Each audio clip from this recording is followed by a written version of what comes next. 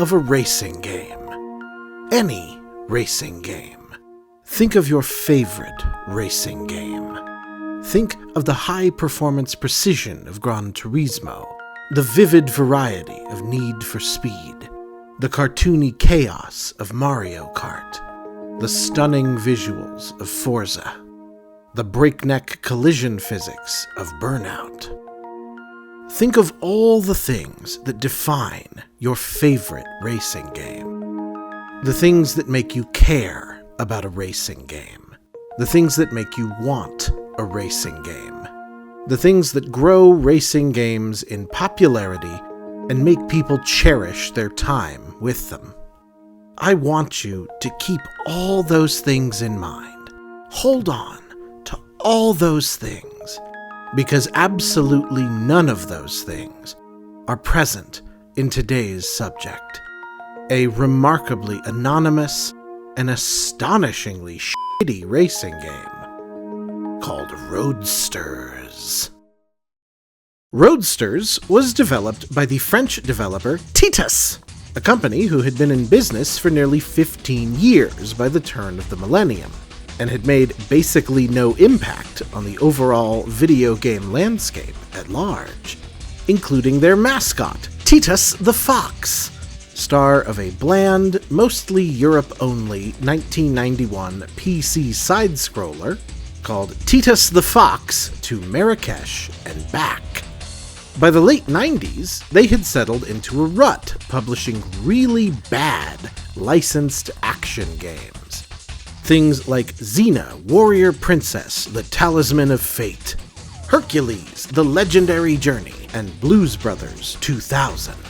Most infamously, they published and developed Superman 64, an infamous, profoundly thin, insanely broken product that is widely considered a profound disaster, one of the go-to answers in discussions of the worst games ever made.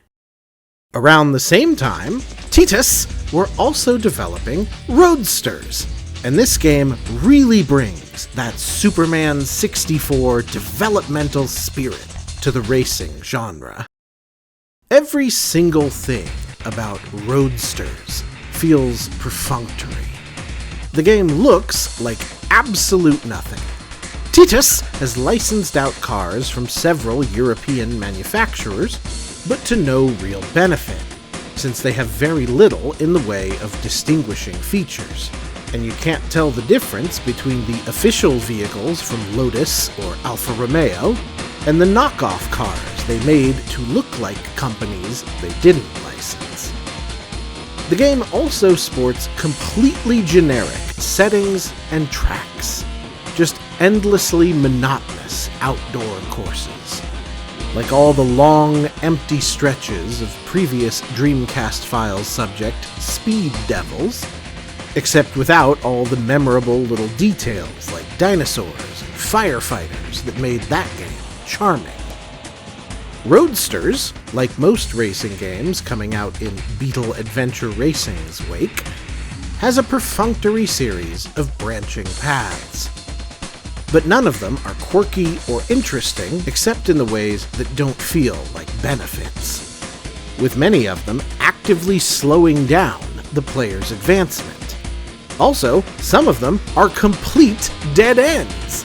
Occasionally, some are irritatingly locked away if you don't have a high enough level car, which is baffling enough. But some allow you to journey down them and then just end in solid walls, and basically ruin your entire race for no reason. Here's an example.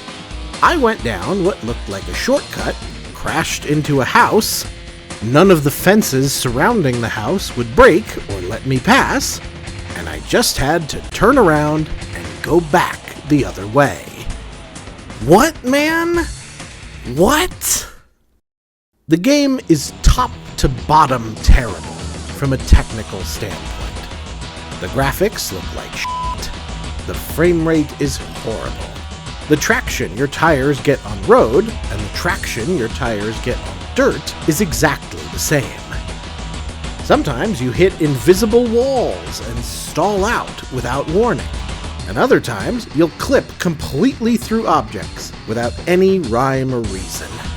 As you might guess, the controls are also garbage here. Roadsters has the same arcade shifter model driving style that Crazy Taxi has, but the handling here is weird and terrible. Obviously way worse than that masterpiece, and the default buttons here are way less intuitive.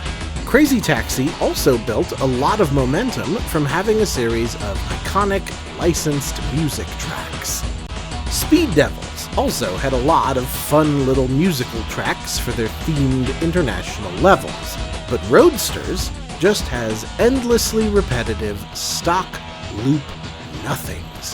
It really just sounds like they went to their open source stock media library, typed in race car music, and just picked the first 6 that came up. Unlike Superman 64, or that baffling Blues Brothers N64 game, Roadsters is not bad in any sort of distinctive or funny way. It's just shitty. It has 0 inspiration, 0 personality, outside of maybe these hysterically stupid little catchphrases while you select racers. How sweet it is. Nothing but the best. All too easy. Bada bing. Now that's the way I like it. Yeah, baby! Yes! But this is like the platonic ideal of a generically bad racing game. It's like something I would have played on my Pentium 1 PC in 1997. One of those games that always seems to be at the bottom of the drawer. Like a random loose disc that I don't even have a case for. And you didn't buy it, you have no idea how it even got there. But it just sorta exists down there. It just sorta exists. And barely there. Up to and including being called Roadsters, which is about the most generic title one could conjure for a racing game. It's like they just called it car racing. But at least that would be distinctly simple. Roadsters, the title and the product, is like a fake video game that they would have some kids playing in like a 2005 Hollywood comedy, which they would play Space Invaders sound effects over and show the kids just randomly pounding on some buttons. But having played Roadsters, that's honestly a pretty solid play strategy. This game does nothing distinctive and nothing of note. Reading reviews, the game was, not surprisingly, very unpopular. And Next Gen's Greg Orlando had a great and definitive quote here, saying that Roadsters, quote, provides a rather straight and uninterrupted ride into ennui. Next time, who knew they made Nintendo 64 games in disc form?